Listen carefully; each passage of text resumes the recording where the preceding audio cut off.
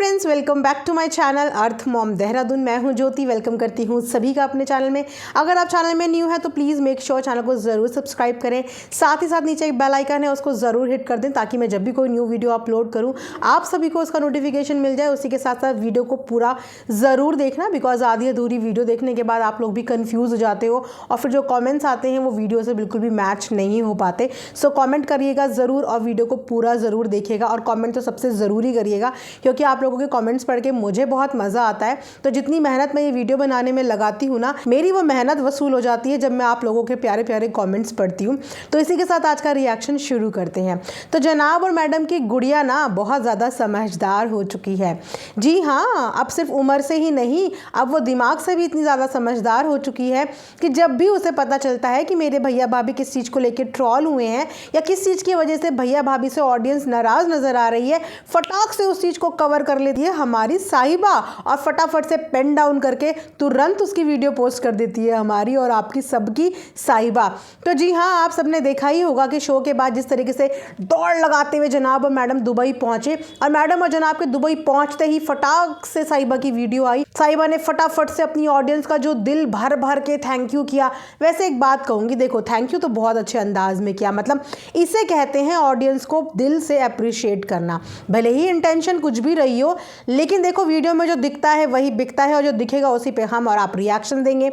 तो जिस तरीके से साहिबा ने वीडियो में ऑडियंस को शुक्रिया करा था ना, वो चीज़ें माननी पड़ेंगी कि बंदी ने जिस तरीके से अपना ब्रांड का कोलैबोरेशन एक्सेप्ट करती है ना एक ही सांस में, इसी तरीके से रटा रटाया पूरी स्पीच थी जिसमें उसने अपने सारे पॉइंट्स कवर करके अपनी ऑडियंस को थैंक यू बोल दिया, जो कि देखने में भी अच्छा लगा और सुनने में भी अच्छा लगा।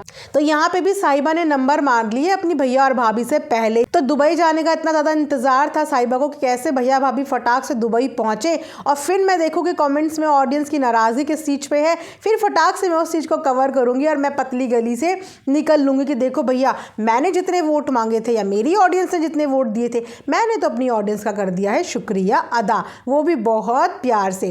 तो चलिए, ये तो शुक्रिया अदा करने वाली बात है। उसके अलावा व्लॉग पे भी थोड़ा प्रकाश डालते हैं, क्योंकि व्लॉग में आपको नज़र आया होगा कि किस तरीके से अपनी गलतियों पे हंसने वाली साहिबा आपको इकलौता पीस ही दिखेगा वाइट टी के अंदर। इसके अलावा कोई पीस ना ऐसा है ना मुझे लगता है इन फ्यूचर कभी ऐसा बनने वाला है, जिसको ये भी पता होता है कि मैं अपनी किन एक्टिविटी की वजह से ट्रॉल हो सकती हूँ या मैं अपनी किन हरकतों की वजह से बैड कमेंट्स के घेरे में आ सकती हूँ। लेकिन उसके बाद भी साहिबा हार्डली बॉदर्स, इनफैक्ट वो मज़े लेती है, उसे मज़ा आता है कि आओ भैया आओ ट्रॉल करो। अब तो 3-4 साल हो गए, आदत हो चुकी है मुझे भी।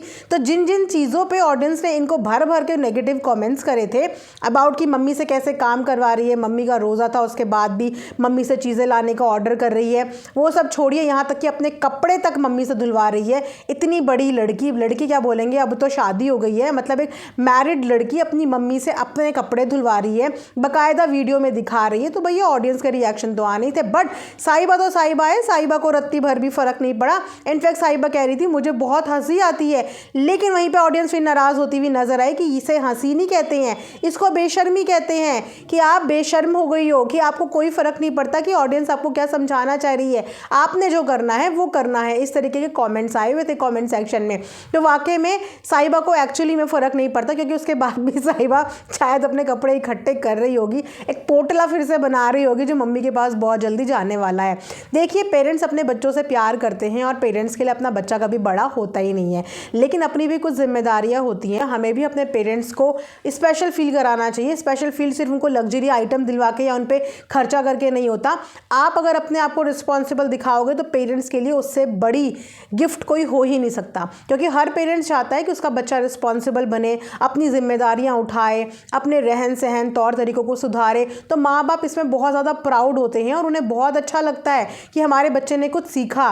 तो वहीं पे अगर अपनी मम्मी को आप ये चीज़ें सीख के दिखाओगी ना और उनके सामने करोगी कि यस अब आप अपनी हर चीज़ संभाल सकती हो, मम्मी की स्पून फीडिंग की आपको ज़रूरत नहीं है, तो आपकी मम्मी बहुत ज़्यादा खुश होंगी। लेकिन आपको खुश खुश नहीं करना, आपको मजाक बनाना, तो भैया आपकी लाइफ, आपकी मम्मी, एक क्या आप 100 कपड़े दीजिए, 100 क्या आप 1000 कपड़े दीजिए, अपना क्या जाता है, हम तो रिएक्शन बनाते हैं। उसके बाद आ जाते हैं साहिबा की आउटिंग की। तो आउटिंग प्लान में साहिबा घर के हर मेंबर को इस बार लेके गई है, लेकिन मुझे ना नानी का रोल कभी कभी इतना फनी लगता है और कभी कभी इतना कंफ्यूजिंग लगता है कि नानी की जो सारी दुआएं होती हैं, जो सारी ब्लेसिंग्स होती हैं, ये मौधा में जाके क्यों चेंज हो जाती हैं।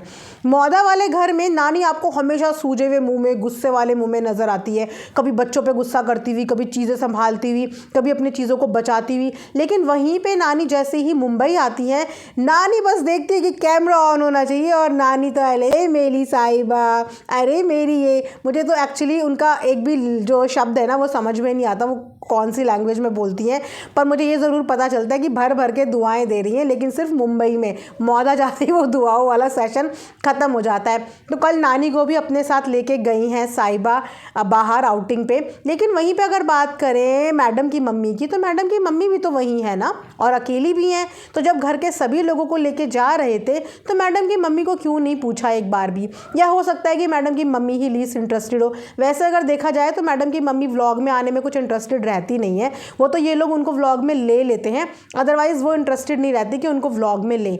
तो इसीलिए हो सकता है कि इन्होंने ऑफर भी किया हो, लेकिन उनकी मम्मी इंटरेस्टेड ही नहीं रही हो कि भैया मुझे नहीं जाना, तुम जाओ, क्योंकि उनका एक पूरा टाइम टेबल है, वो टाइमली सब चीज़ें करती हैं। इसीलिए आपने देखा होगा कि मैडम के लिए चाय भी नीचे से आती है, क्योंकि उनकी मम्मी की हर चीज़ आपने देखी होगी सिस्टमैटिक तरीके से चलती है।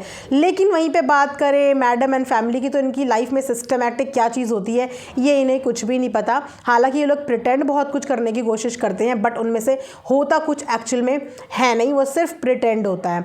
तो इसके अलावा मोस्ट इंपॉर्टेंट चीज़ के बारे में बात करूँगी कि अक्सर आपने देखा होगा कि साहिबा अपने आप को इतना ज़्यादा स्मार्ट समझती है, इतनी ज़्यादा इंटेलिजेंट समझती है। खैर बच्चों के आगे अपनी स्मार्टनेस झाड़ती भी, क्योंकि चलो बच्चे हैं, उनके आगे बनता भी है कि आप भैया उम्र में बड़े हो, उनसे ज़्यादा ज़िंदगी का तजुर्बा भी होगा। वैसे देखा जाए तो बच्चे इनसे ज़्यादा स्मार्ट है, बट वही है ना कि बड़ा है तो स्मार्ट ही होगा। लेकिन वो स्मार्टनेस से घर के बड़ों के साथ भी दिखाने की कोशिश करती है। अक्सर आपने देखा होगा कि जब देखो अपनी मम्मी को हर छोटी बड़ी चीज़ में टोकती हैं। कभी उनको उनके कपड़ों के लिए टोकती है, कभी उनको उनके वज़न के लिए टोकती है, कभी उनको उनके खाने के लिए टोकती है, कभी उनको उनकी क्रीम के लिए टोकती है, कभी उनकी लिपस्टिक के लिए टोकती है, कभी उनके दुपट्टे के लिए टोकती है।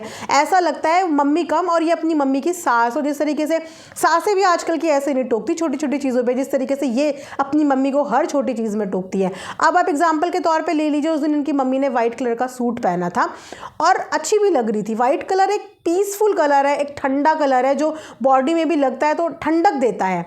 लेकिन इसने उस कलर को भी इस तरीके से प्रेजेंट कर दिया, मातम के कलर के साथ उन्होंने वाइट कलर को मिक्स कर दिया। हालांकि अगर मैं अपने धर्म की बात करूं तो हाँ, हमारे यहाँ थोड़ा सा वाइट कलर को ऐसा माना जाता है, लेकिन इनके यहाँ नहीं माना जाता। कमेंट सेक्शन में सब लोगों ने इस बारे में बात की है और बोला भी है कि वाइट कलर जो है वो उम्रा में पहना जाता है। आपने देखा ही होगा और आप सबको पता ही होगा, जो भी मुस्लिम भाई बहन होंगे मेरे यहाँ पे, कि उम्रा में आप लोग वाइट कलर पहनते हो। तो आपके यहाँ तो वाइट कलर बहुत ऑस्पिशियस होता है, बहुत अच्छे दिन और अच्छी जगह के लिए पहना जाता है। लेकिन इसने अपनी मम्मी का वाइट कलर को लेके मजाक बना दिया, वाइट कलर को मातम का कलर बता दिया और फिर अपनी मम्मी को उसमें दुपट्टा उड़वा दिया। उसके बाद ऑडियंस नाराज़ इससे हुई, क्योंकि ये चीज़ें ऑडियंस को पता है कि ये गलत चीज़ बोल रही है, गलत चीज़ कन्वे करने की कोशिश कर रही है, वाइट कलर को एक गलत कलर के तौर पे प्रेजेंट कर रही है, जो कि ऑडियंस को बुरा नहीं लगा।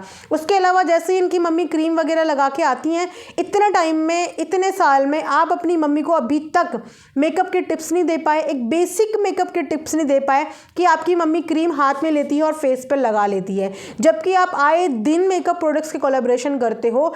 आप अब अपनी मम्मी को सिखाओगे कि पहले मॉइस्चराइज़र लगाते हैं, उसको अच्छे से मॉइस्चराइज करते हैं, उसके बाद BBCC क्रीम लगाते हैं। इतने टाइम से आपने अपनी मम्मी को ये चीज़ सिखाई नहीं कि मम्मी किस तरीके से क्रीम अप्लाई करते हैं। उसके बाद वो करके भी आ जाती हैं तो उनको टोकती है, लिटरली उनका दोबारा मुंह धुलवाया है इन्होंने, और तो और उनकी लिपस्टिक के लिए भी उनको टोका है। अपनी मम्मी को टोकने से पहले मुझे लगता है कि कई बार अपने आप को भी टोका करो, क्योंकि आप भी कई बार बहुत ऑकवर्ड चीज़ें करते कर देती हो, लेकिन उसके बाद भी आपके घर के हर सदस्य आपकी उस गेटअप पे आपकी तारीफ करते हैं, भले ही आप कैसी भी लग रही हो।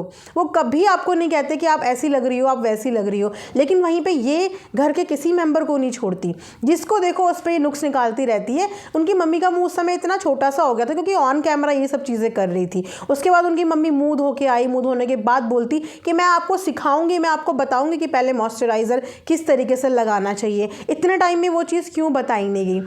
उसके अलावा बात करते हैं मैडम और जनाब की दुबई जर्नी की। तो मैडम जनाब की दुबई जर्नी स्मूथ चल रही है या नहीं, ये तो अभी आने वाला व्लॉग बताएगा, क्योंकि अब तक जो व्लॉग आए हैं उसके हिसाब से तो स्मूथ कुछ भी नहीं लग रहा था। आपने देखा ही कि सब कुछ हौच पौच सा लग रहा था, चेहरे बिल्कुल स्ट्रेसफुल लग रहे थे। और कहीं ना कहीं मैडम को ये रियलाइज़ हो गया कि मम्मी के बिना उनका कुछ भी नहीं है। मम्मी के साथ वो 20 किलो बिरयानी भी बना सकती थी, लेकिन अकेले वो अपने बेटे के लिए एक छोटी सी मील भी प्रिपेयर नहीं कर पा रही हैं।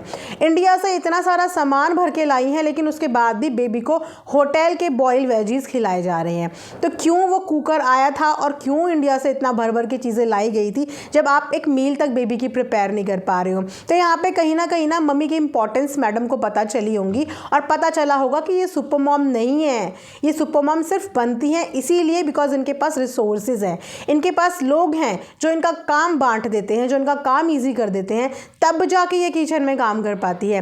वरना एक बेबी को हैंडल करना अपने आप में एक बहुत ऑक्यूपाइड जॉब है, जिसकी वजह से इंसान को अपने लिए फुर्सत ही नहीं मिलती। एंड आई एम श्योर इस ट्रिप के बाद उनको ये चीज़ बहुत अच्छे से रियलाइज़ हो जाएगी कि इनकी मम्मी की तब से अब तक की क्या स्थिति है, तब से अब तक इनकी मम्मी का कितना वेट रिड्यूस हुआ है, तब से अब तक इनकी मम्मी के चेहरे पे किस तरीके का ग्लो आपको देखने को मिलेगा, क्योंकि वो सारा दिन बेबी हैंडल करती हैं। और जो भी लेडीज़ बेबी हैंडल करती है ना, वाकई में उनके पास अपने आप को हैंडल करने के लिए टाइम नहीं होता। उसके बाद भी जब ये क्यूटीज़ की ब्यूटीज़ में अपनी मम्मी को लेके गई तो सबको ये लग रहा था कि लगता है दुबई ट्रिप में इस बार मम्मी भी जाएंगी। लेकिन अगेन फैंस को लग गया धप्पा, बिकॉज मम्मी वहाँ दिखी ही नहीं। मम्मी की जगह वहाँ पे हीरे मोती दिखे एज यूजुअल, जो पहले भी गए थे, जो अभी भी गए थे। मतलब मम्मी की बजाय इनको कैमरामैन चाहिए थे जो इनके व्लॉग्स होल्ड कर सके, लेकिन बेबी के साथ टाइम स्पेंड करने के लिए इनको मम्मी नहीं चाहिए थी। इनको कैमरा होल्ड करने के लिए अपने साथ 2 सपोर्टर्स चाहिए थे जो इन्हें मिल गए। लेकिन वहीं पे इस ट्रिप के बाद ना आगे किसी भी ट्रिप को प्लान करने से पहले ये अपनी मम्मी को ज़रूर कन्विंस करेंगी